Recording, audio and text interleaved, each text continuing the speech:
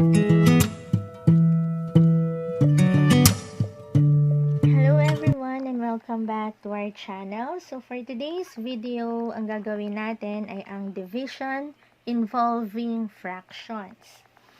So sa previous video natin, para sa week na ito, itinuro natin kung paano kunin ang reciprocal, which is necessary para dito sa ating next lesson. So, prerequisite natin ang pagkuha ng reciprocal.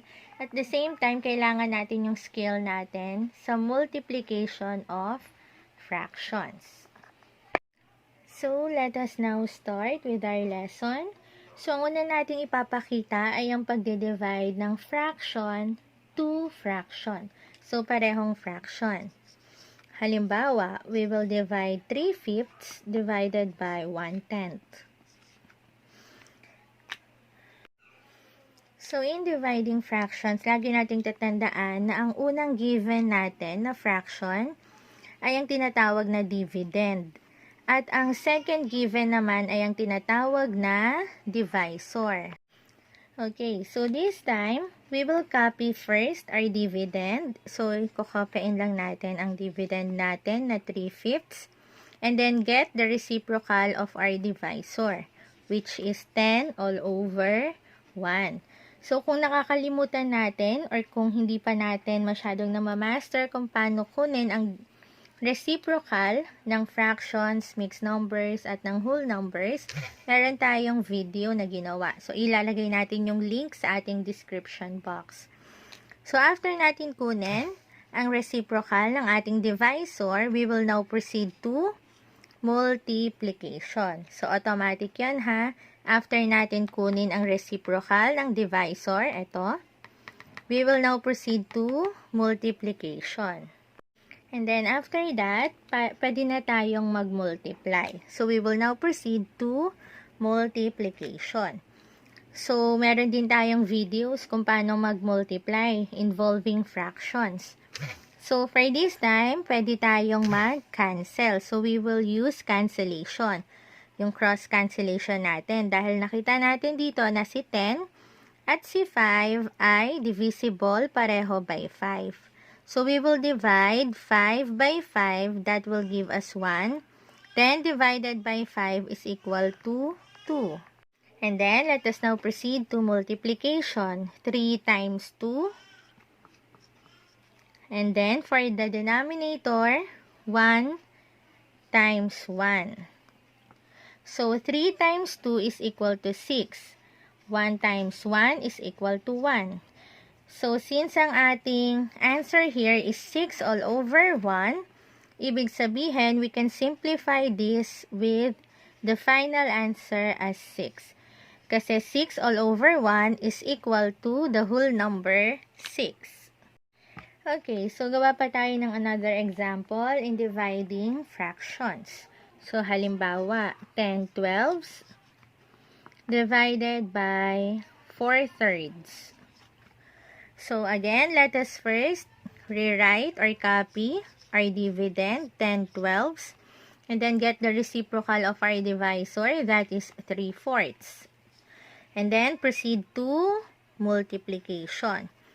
So, let us now do cross cancellation since pwede natin silang paliitin.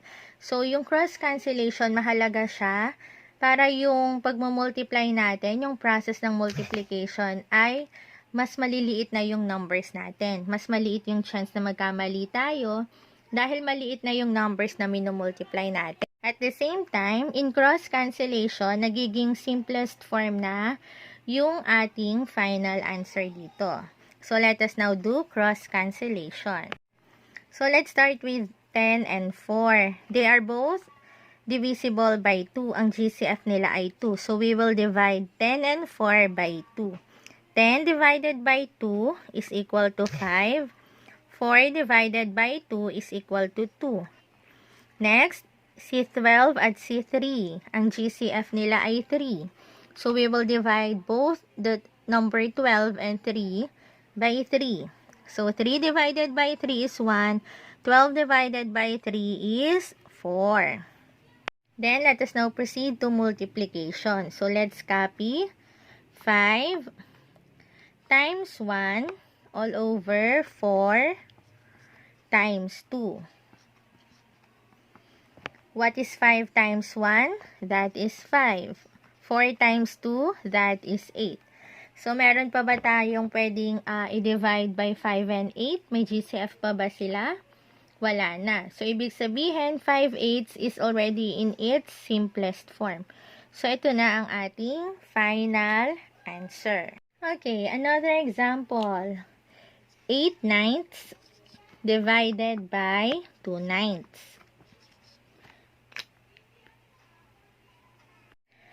Okay, so let us now copy 8 over 9.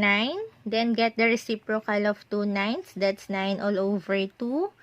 Then proceed to multiplication. Okay, paano kung halimbawa, hindi natin naisip na mag-cross cancellation? Okay, so okay lang kung halimbawa, hindi natin naisip na mag-cross cancellation. Ang gagawin lang natin ay mag-proceed pa rin sa multiplication. So, for example, hindi tayo magko-cross cancellation. So, we will directly multiply the numerators. So, 8 times 9, ito yan, 8 times 9, all over 9 times 2. So, 8 times 9 is equal to 72. 9 times 2 is equal to 18. Kapag kinuha natin yung lowest term nila, yung GCF nila ay 18. So, ibig sabihin, we will divide 72 and 18 by both 18 para ma-simplify. And that will give us the answer 4 all over 1 or the whole number 4. Ayan. So, 4 yung magiging final answer natin dito. So, ang danger lang, kapag hindi tayo nagko-cross cancellation, kahit na pwede naman itong gawin, mas lumalaki yung digits natin, yung mga numbers, na minsan mas mahirap para sa bata na mag-simplify. So, ipakita natin paano kung nag-cross cancel tayo. Magka-come up ba tayo sa same answer na 4? So, ipakita natin yung process. So, kung magko-cross cancel tayo, 8 over 9 times 9 all over 2. Ito yan ha. Uulitin lang natin. But this time, we will do cross cancellation. So, si 9 at si 9, ayan, since pareho sila, let us divide themselves by 9 sa sarili nila. Okay, so 9 divided by 9, ang GCF kasi nila ay 9. So, 9 divided by 9 is 1. 9 divided by 9 is 1. 8 and 2, ang GCF nila ay 2. So, we will divide 8 by 2 and that will give us 4. 2 divided by 2 is 1. Then, let us proceed to multiplication. 4 times 1 and then 1 times 1. So, with that, 4 times 1 is equal to 4. 1 times 1 is equal to 1. So, magiging final answer pa rin natin dito ay 4. So, ginawa natin pareho yung process, pero mapapansin natin na mas madali if we will do cross cancellation.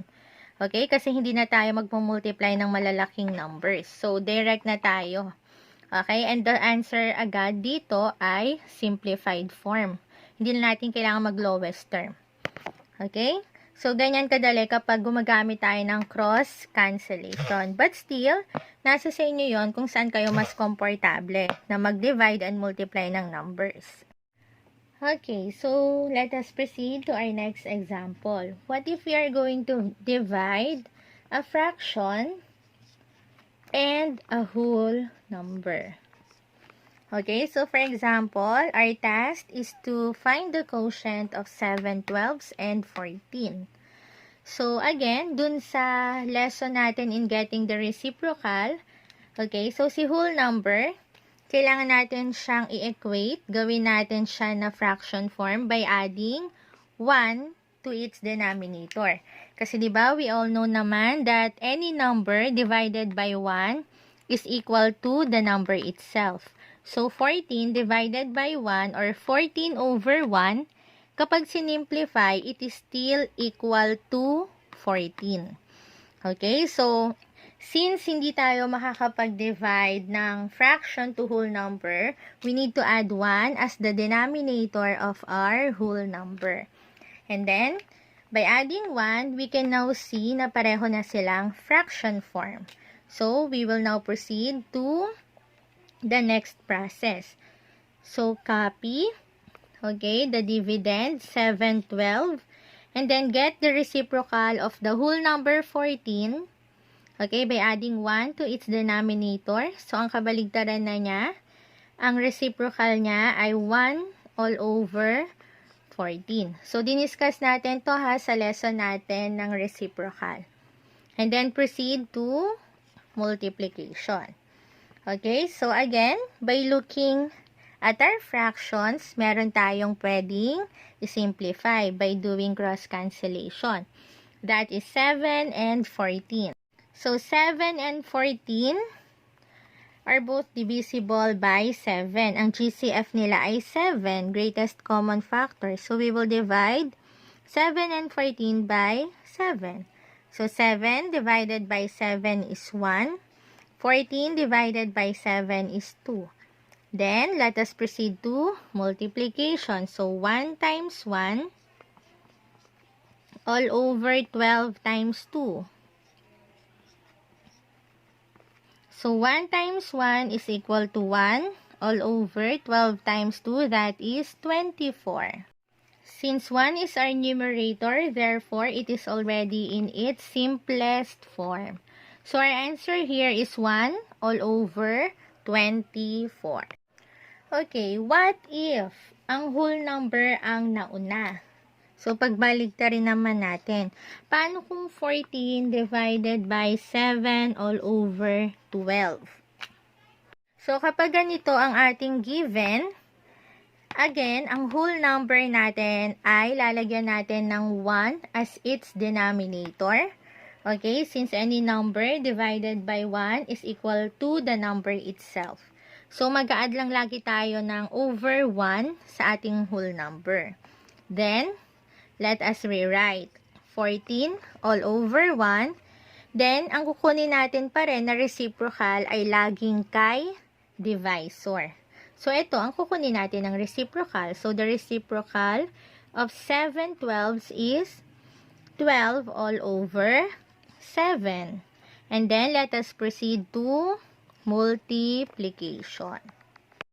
Okay, so now, pwede ulit tayong mag-cross cancel. So, 14 and 7. So, ano yung ang GCF nila? 7 pa rin.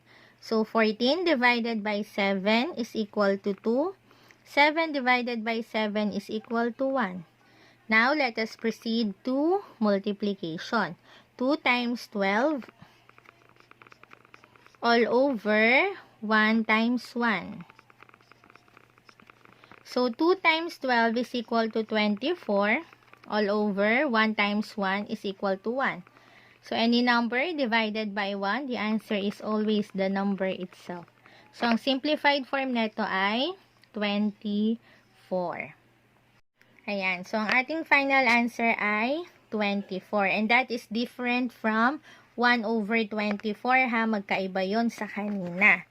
So, ang tip natin when we are dividing fractions, actually sa lahat ng gagawin natin, whether it is addition, subtraction, multiplication, or division, ang tip lang natin dito ay laging maging careful. Mag-isip muna, tignan maigi, huwag tayong laging nagmamadali sa pagsosolve. Okay, para hindi tayo nagkakamali. And then, be analytic. Mag-analyze tayo.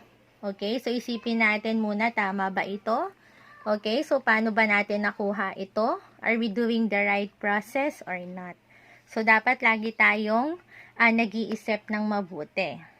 Okay, so gawa pa tayo ng isa pang example involving whole numbers. So, halimbawa, 12/15 divided by 6. Okay, so again, basta may whole number, ang gagawin lang natin ay we will add 1 as its denominator. And let us now proceed to the next process. Let us copy our dividend, 12 all over 15, and then get the reciprocal of our divisor. So, the reciprocal of 6 over 1 is 1/6. Okay, and then proceed to multiplication. Ayan, so meron ba tayong pwedeng i-cross cancel dito? So, meron si 12 at si 6. So, they are both divisible by 6. Ang GCF nila ay 6. So, 12 divided by 6 is equal to 2. 6 divided by 6 is equal to 1. Okay, so let us now proceed to multiplication. Okay, so 2 times 1, ito yan, 2 times 1 all over 15 times 1. So, 2 times 1 is equal to 2, 15 times 1 is equal to 15. Meron ba silang GCF? Wala. So, our final answer here is 2/15. Okay, so this time, we will now divide fractions and mixed numbers.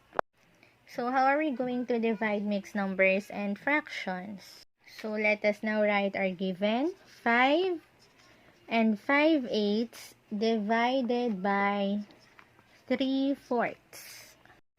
So, first, kailangan muna natin na i-change ang ating mixed number into improper fraction form.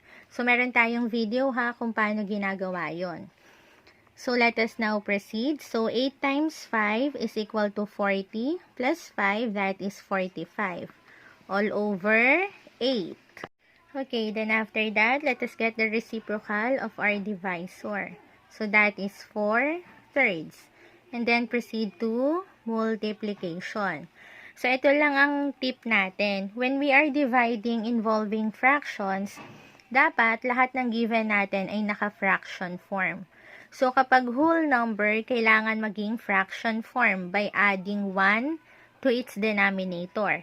Kapag naka-mixed number form, kailangan din natin gawing improper fraction by changing the mixed number into improper fraction form.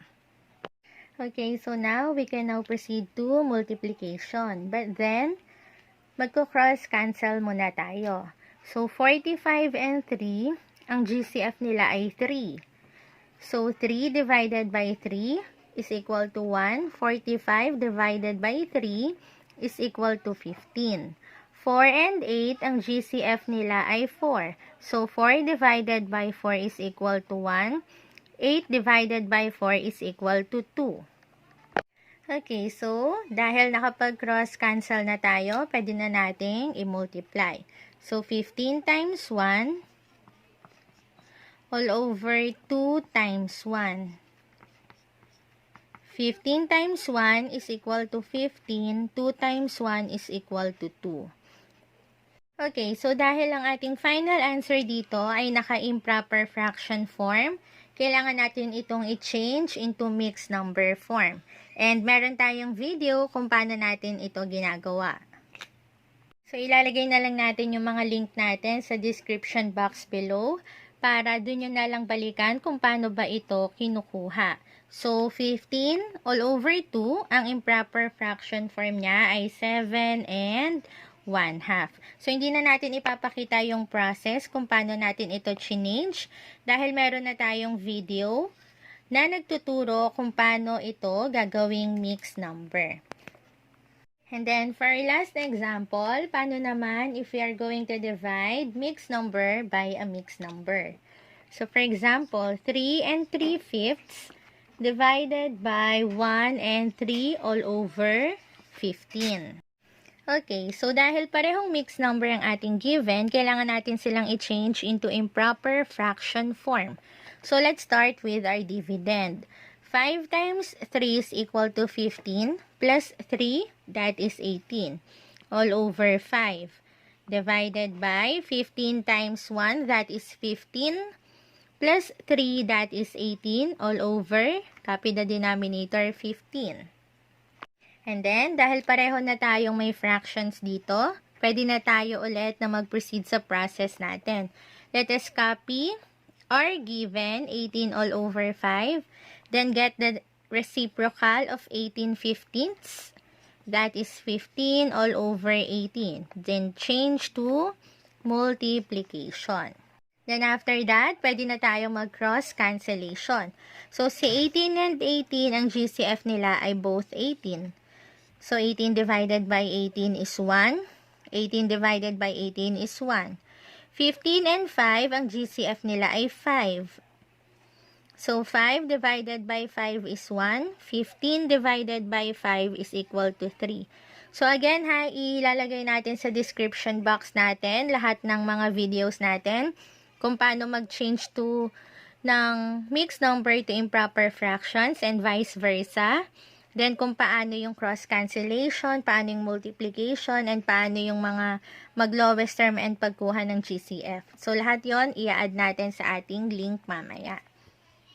So, now, we will proceed to multiplication. So, 1 times 3, let us copy 1 times 3 all over 1 times 1. 1 times 3 is equal to 3. 1 times 1 is equal to 1. So again, any number divided by 1, the answer is always the number itself. So simplify. Okay, so 3 over 1 is equal to 3. So ganyan lang po kadali mag-divide ng fraction. So kailangan lang na lagi tayong mag-solve.